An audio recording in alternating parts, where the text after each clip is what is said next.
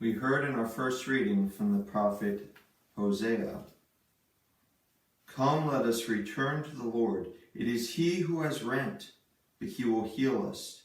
He has struck us, but he will bind our wounds."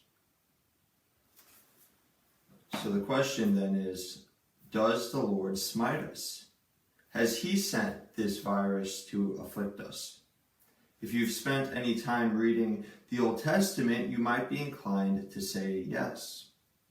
And yet, Jesus is abundantly clear in the Gospels on several occasions that it's a mistake to attribute the sufferings of an individual to his own personal sins. Nevertheless, God is all-powerful.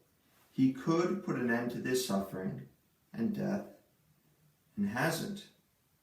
So what are we to make of that? God's ways are not our ways, and I won't pretend to have grasped entirely the mysteries of divine providence, but here's a thought. At the very core of our Christian faith is the conviction that we have immortal souls, that our true homeland is heaven.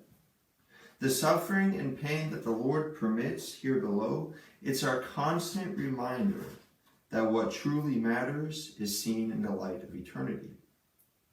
When we need an even greater reminder, sometimes there is greater suffering. Jesus in the Gospel of Matthew chapter 10 tells us, "Do not fear those who kill the body, but cannot kill the soul. Rather, fear him who can destroy both soul and body in hell."